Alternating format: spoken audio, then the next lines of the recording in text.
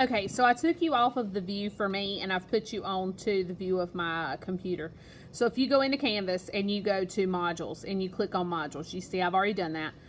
Y'all can't see all this stuff because that is just for me, but you should be able to see this part, and it'll say Holocaust Research Project. And then you should see all of these things available to you. They are all open. If you go to this sample final draft,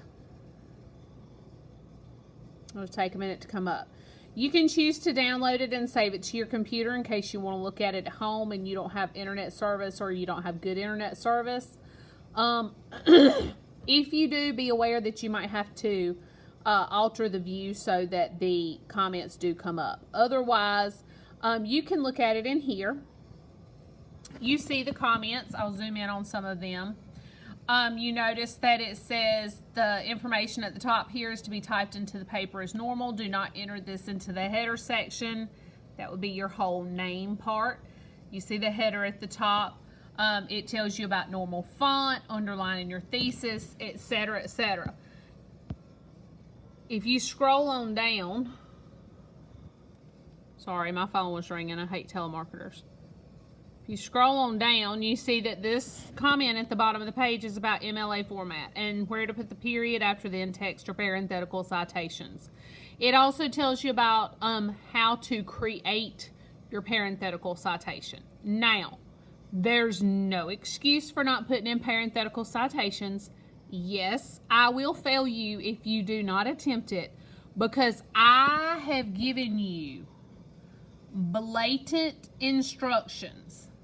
Plus, citationmachine.net, Noodle Tools, and EasyBib all have a place that you can click on and find what the parenthetical citation is that matches your works cited entry.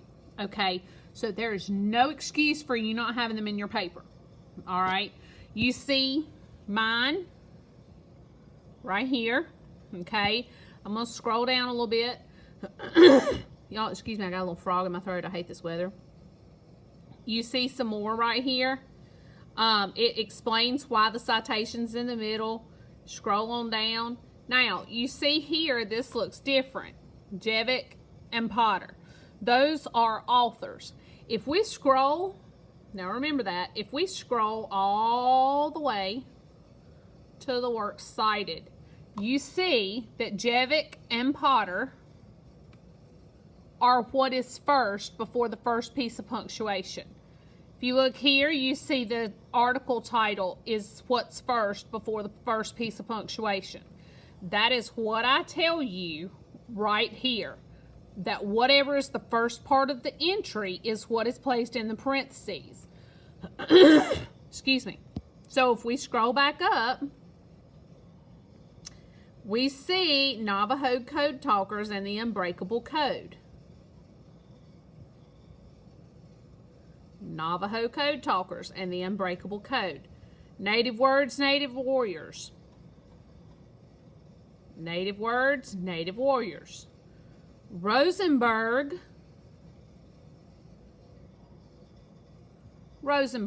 You do not put her whole name because the punctuation comes right after her last name, okay?